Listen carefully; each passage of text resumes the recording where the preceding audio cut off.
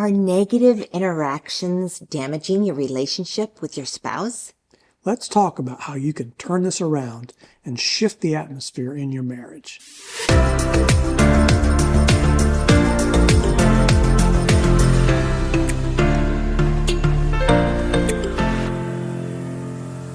Relationship experts at the Gottman Institute did research on couples, and they said that they could predict with 90% accuracy whether a couple will stay together by observing their interactions.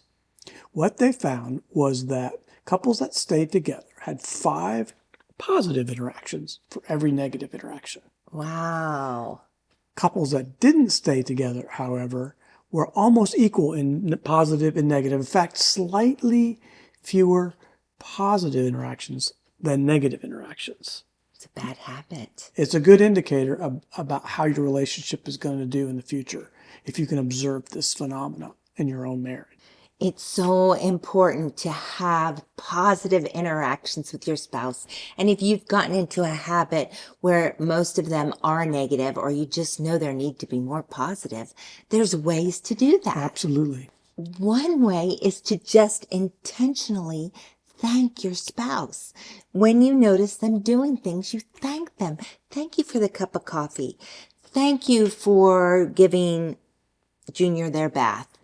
Thank you for the hard work you've been doing around the house. Even for things that have become to be kind of expected, it's easy to take them for granted and just not even acknowledge them. So just acknowledging those little things that your spouse does every day really can make a good positive impact. Says, I appreciate you. And you may be thinking these things a lot of the time, but say them out loud. Out loud. Absolutely. You get extra points if you say them out loud in front of other people. Another thing you can do is to actually dream together, to talk about the future, to imagine how things are going to be down the road, and to have fun doing that, to talk about, let's imagine what our life will be like in 10 years, for example.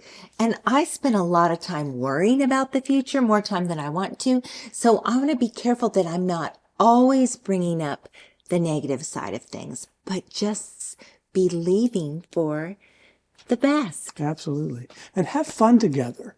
Play, laugh, see a funny movie, listen to a comedian. Go for walks. That's a great way to have a good, positive set of interactions. Right. And you can also do something that's called making a little praise list. And whether you journal or not, this is just taking a short amount of time, and maybe you'll add to it over time, where you just kind of list the things that you love about your spouse. Yeah, like what things do you admire about them? Like personality, for example. Yeah. What things about their personality attract you, for example? Or what physical attributes do they have that just really make you happy and that you admire? But guys, don't overdo this one, okay? But you can do it a little bit.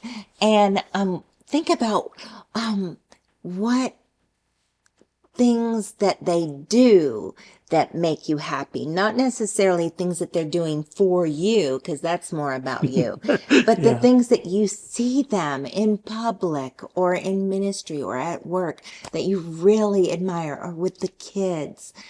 It's just, this list isn't even something that you're going to read to them. It's for you, and it changes your heart and your mind, and it makes you live positively together. So another area where you could talk about your spouse's attributes is their spiritual attributes. Yes. I really appreciate the way you lead me spiritually. Thanks for praying for me.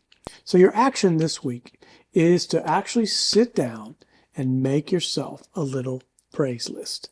And that's, again, it's not necessary for you to share overtly with your spouse, but to remind yourself of all the things you love about your spouse. And those things will tend to bubble up to the top in the future as you think about them and rehearse them. And like Jenni said, you can keep that list on your phone and add to it from time to time. It's a great reminder. Let's keep it as positive as possible. 5-to-1, that's the magic ratio that Gottman discovered. 5 positive interactions for every 1 negative. If you want to learn more about the truth of an intimate marriage, you can check out my book, The Path of Intimacy. We'll leave a link below. And if this video has been helpful to you, we hope you'll like it and share it with your friends. And subscribe to our channel and click the notification bell so you can come with us on this journey into deeper intimacy.